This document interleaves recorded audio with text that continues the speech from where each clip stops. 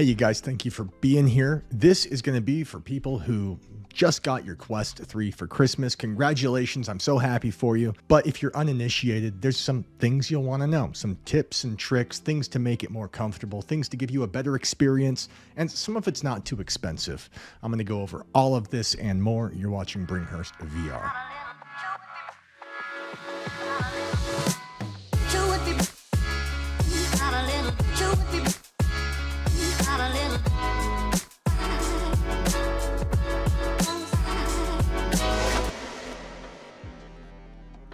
So you got your Meta Quest 3.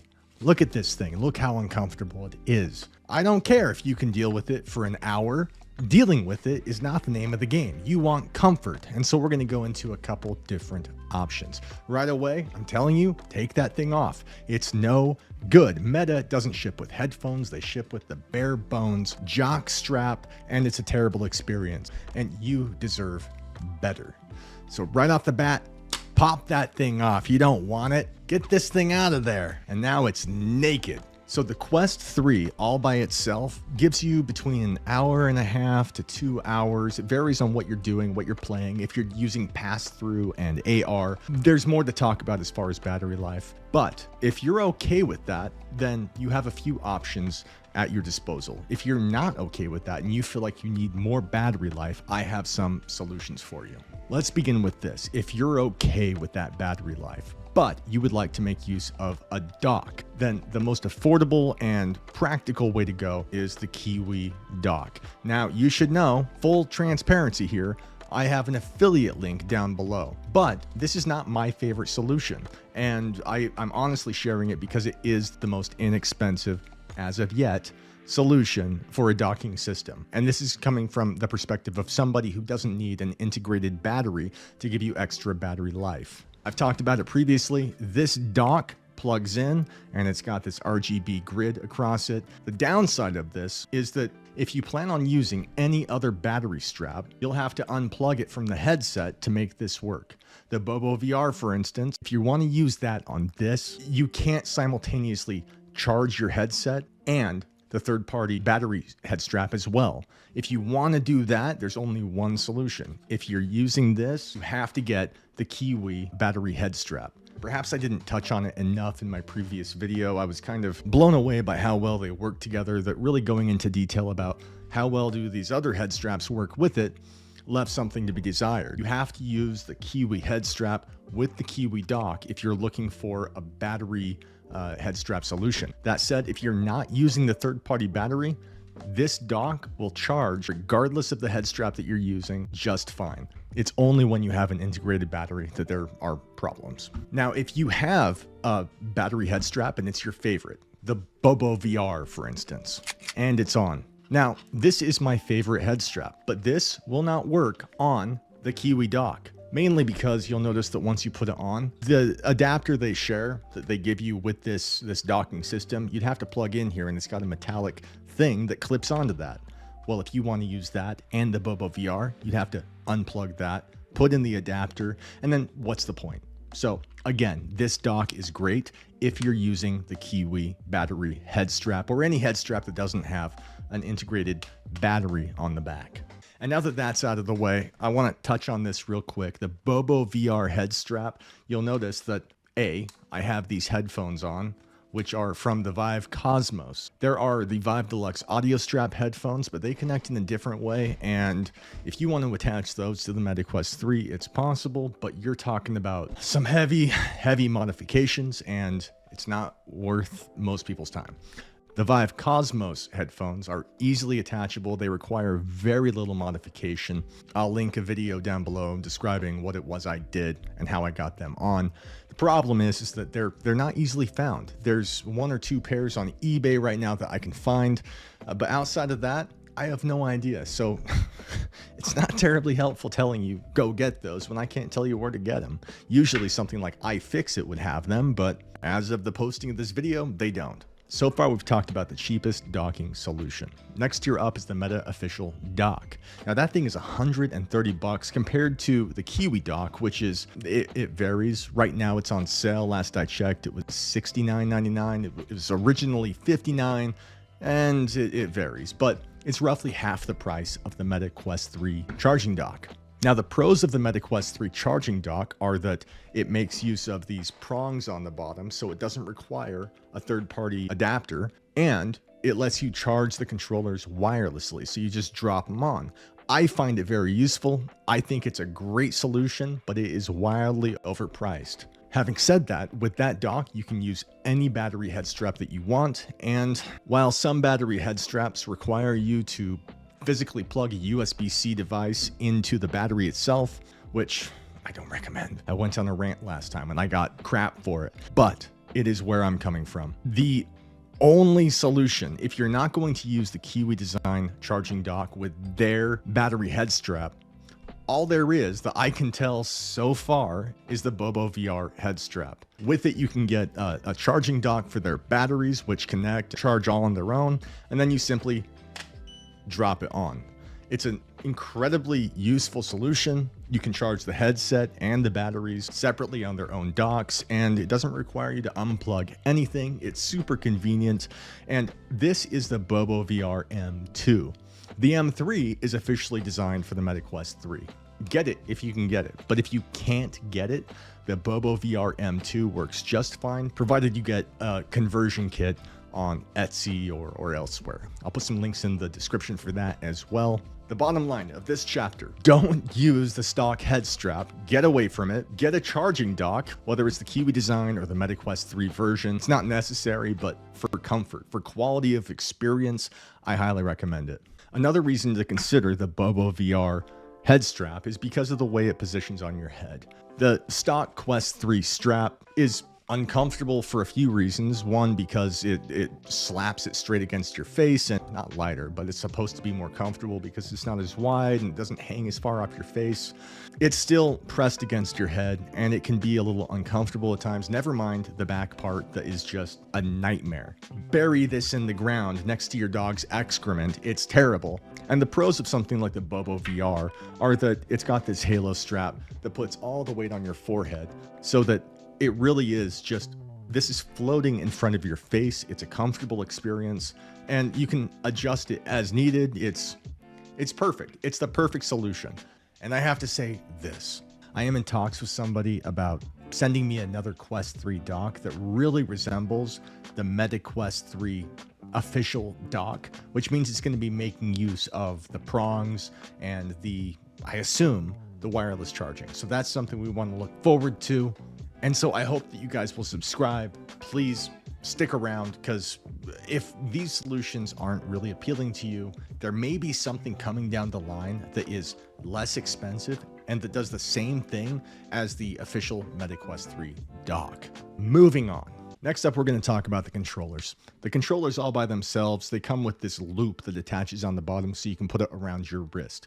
At the very least, yeah, you need that. If you're playing Beat Saber or anything else, there are times where you're going to want to drop the controller, or God forbid, throw the controller while you're playing a game, and it's not a good time for anyone. Having said that, that solution is antiquated, nobody wants it. You need grips, but you usually get what you pay for. Meta sells a pair of grips. It's a battery cover that physically attaches to the side panel here, and while it works fine, I have gone through Mammoth, AMVR, Quest 3 stock straps, and I have used ProTube VR. So far, ProTube is my favorite, and I recommend checking that out. Also is an affiliate link, but I don't know how to say that without I don't know how to do this. All I know is that it's my favorite, and because it's my favorite, I reached out to these people and said, hey, it would help my channel, it would help me out, and I don't want to push something that I don't like. So it's not happenstance, it's not an accident. I'm picking these guys because I like it, and I can't say anything more than that. And the way that these attach is pretty straightforward. It says left right there, so you take your left controller and slap it in, and what you have is a giant pad that hugs the back of your hand. And the reason that you'd want something like this, if you're new to the Quest ecosystem, to VR in general, is because if you're playing something like Beat Saber, or any other game for that matter, there are going to be times where you want to put your controllers down. The pros of this are that it mimics something like the Valve Index controllers, in that if you're firing a gun, you can let go of it to drop something, and then by picking it up, it simply grabbing it. Compare that to the loops that come stock with it. You'd have to physically, I don't know, either whip it and try to catch it in your hand or pick it up and put it in your hand. Letting go of it is cumbersome. It's not a good solution. Grips are mandatory. Please get yourself some grips. It's a better experience and you will thank me later. Now I'm going to do this in a certain order on purpose. The other day made a video about the pass-through quality and how everyone who puts it on initially is kind of underwhelmed by the grain that you see when looking through the cameras. And that's for a couple reasons. One is that all the footage we saw leading up to the Quest 3 was this captured footage, which wasn't through the lens. It was just picked up. And it looks great, but it looks great because it's not being magnified by the lenses. When you're in the headset, you can actually make out the pixels. That screen door effect is greatly reduced, but it's still there. And so physically being in the headset, you're going to be disappointed a little bit. Not a lot can be done about that, but lighting has everything to do with it. If you are in a room that's well lit, the lights are on, it might not be enough for the experience that you want. Do yourself a favor, put a couple lights up, open the windows, and look at the corner of a desk, and then go to a windowsill where light's streaming in from the sun and compare those corners, those edges. You'll consistently find that objects in direct sunlight, higher detailed, more resolution. And so lights are the answer to that. Having said that, there are some circumstances where you may not be able to see your phone properly. Some people report being able to use their phone, their laptop, just fine by looking at it from 6 inches, 10 inches, 12 inches away. And other people say they can't do it at all because it's a blown out mess. Same goes for their laptop or their iPad. Now, I had made a video previously, as I mentioned, saying that a factory reset, several of them, which I think there was a miscommunication there. I didn't sit there all day doing factory resets. I've done 7 or 8 factory resets since I got the headset because I'm constantly needing to clean the headset, wipe it in preparation for some new software or just ironing out bugs. And somewhere along the way, I had a better experience. A lot of people have commented on that saying, oh, I did the factory reset and it didn't do anything. And a few people have commented saying, I did the factory reset and it solved my problem. It looks better now. And my video was pretty unhelpful because I couldn't say this is what did it. But the fact that through Discord and Reddit and the YouTube comments, roughly 9 or 10 people had success, it was enough reason for me not to delete the video because it was doing something. And then yesterday, as of the recording of this video, Meta finally got back to me and they gave me this. With regards to your question about the update, allow me to inform you that version 60 includes enhancements with pass-through and boundary, which most likely helped in resolving your reported issue. Upon doing a factory reset, it could easily kind of expedite an incoming update, so that could have something to do with it. But more importantly, they also said, it is likely that the issue was within the MetaQuest software, and one possible reason is that the software was not installed properly on the headset. This issue usually gets resolved via factory reset, since this forces the headset to reinstall the software. So I only say that to say that while it's unhelpful that I can't point out why a factory reset might fix the solution, Meta agrees that if the pass-through is significantly underperforming compared to what you're seeing from other people with through the lens footage, it may help. And if you're going to do a factory reset to try to achieve some kind of better clarity, do it now, don't do it later, because you will lose all your saved data. So that's something to consider, and it wouldn't hurt. Results are not guaranteed, no idea. This is the footage that I've currently got after doing that last factory reset. So maybe try to replicate this footage I've got here, record it through the lens, and see if you can achieve that. And if you can't, with this background, with all the lights on in the room, maybe a factory reset might help. And if you want to compare your footage with mine, you're welcome to hit us up on Discord. It's linked in the bio. Now let's talk about gaming. The first thing I'm going to say is that right out of the gate, there is an app called Quest Games Optimizer. It's about $10. The link will be in the description. I don't get a cut of that at all, but what it does is it unlocks games and it lets you dictate the resolution at which you're looking at stuff. The community of people who use this app have done their own homework, and if you don't want to pick the resolution yourself, there are categories of quality that you can pick from. If you're opening Beat Saber and you want higher clarity, better definition, not better textures. It doesn't do that. It just unlocks performance. Then I would really recommend that. If you pick HD Plus, that exists there because other people have used it and it didn't diminish the output significantly. When using this, it will typically result in a lower frame rate, but in most cases, I don't mind at all. I'm able to use, especially on the Quest 3, something like 90 hertz without issue at what appears to be PCVR quality as far as resolution goes. It unlocks it. I won't play a game without it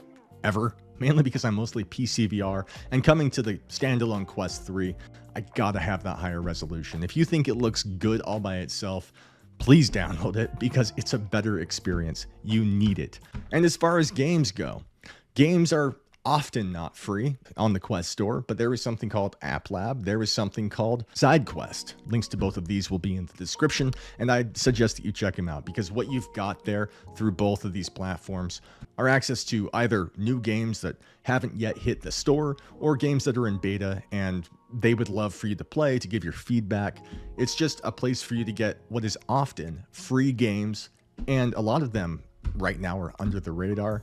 Gorilla Tag started off there. A lot of these games started off there, and if you're looking for free content, it's a great place to start. You can think of it as like a star nursery. Games are being built and developed, and you will almost always find it there prior to having to pay for it on the Quest store. We've talked about the head strap, battery straps, a docking system, the grips, Quest Games Optimizer, where to get cheaper games. Now I have to loop back just a little bit because I was talking about the Cosmos Vive headphones. Why do you need headphones? Why would you want headphones? The audio that comes out of the Meta Quest 3, especially when compared to the Quest 2, is phenomenal. It really is pretty decent.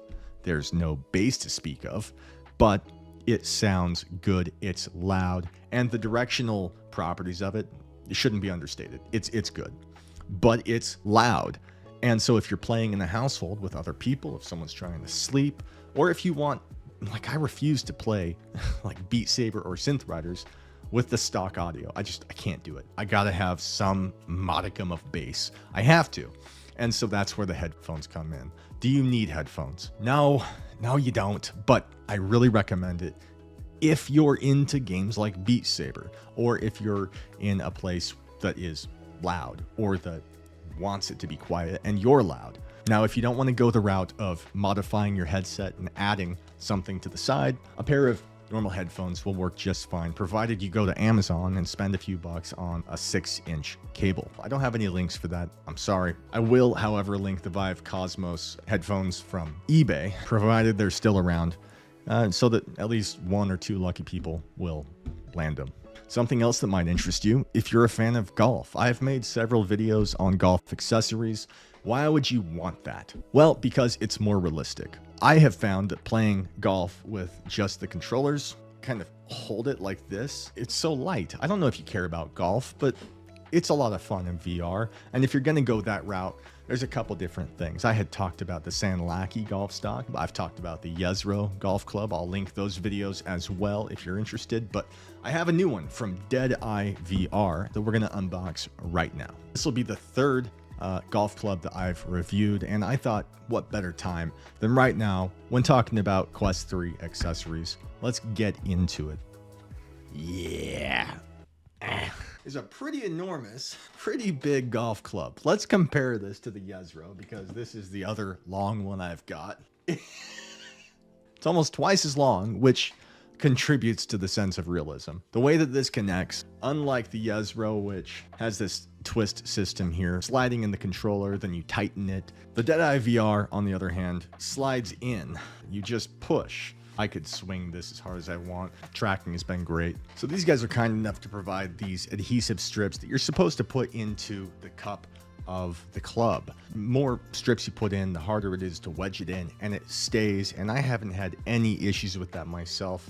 So the way that this works, which I kind of take issue with personally because all the other solutions I've got have been these plug and play solutions. They're asking you to take off the side controller, slide this in, put that back on, and drop it through the hole. And then on this, there is a part that twists freely, and they want you to loop this around it and turn. And by doing that, you tighten it so that this is securely lodged into the base of it. That is too much for me because I use controller grips, and that means that every time I want to use my controller inside of this, they're wanting me to take the controller grips off, take off the side panel, install that loop, put the panel back on, put it in, loop it around, tighten it. It's a whole thing. That in itself would be enough for me to really appreciate the build of this, but to say no thanks. However, because they include that extra adhesive to kind of create a better and more secure fit with the controller, and because it's, when you're swinging it, it's got this centrifugal force that when you swing it, it kind of only pulls the controller deeper into the cup. And so I just don't use that personally. It's going to be your decision. Depends on how comfortable you are with it. But for me, I'm skipping that step because I want something fast in, done. It's secure enough that I haven't had any issues. It's not falling out for me. But if you were to ask them, I'm sure they would tell you, use that strap for some kind of peace of mind. And if nothing else, it's cool that they give you that extra step that really is foolproof, safe as can be. And the same can't be said for Yezro. I mean, I like this thing. I like how it grabs it and cups it, and it really is secure. It's not coming out.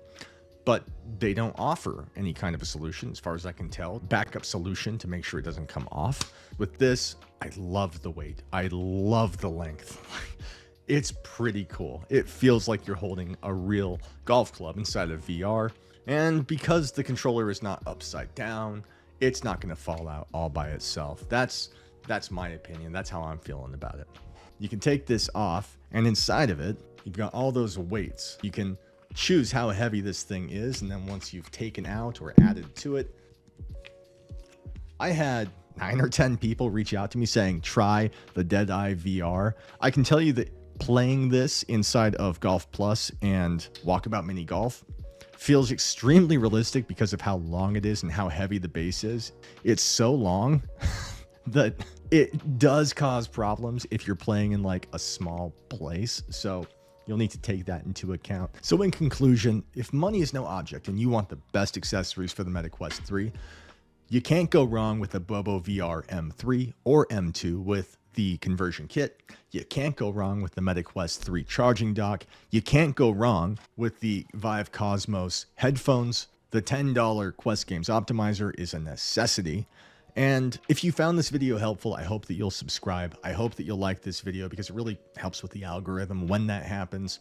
If there's something I missed and you have a question about the pros and cons of some aspect of the MetaQuest 3, tell me in the comments and I'll do my best to reply. I try to talk to everybody. Thank you to my Patreon subscribers and my YouTube members. I cannot do this without you, and I really appreciate everyone who contributes to that. And yes, hit me up if you have any questions. Thank you for being here. You guys have been watching Bringhurst VR. Have a great day and Happy New Year.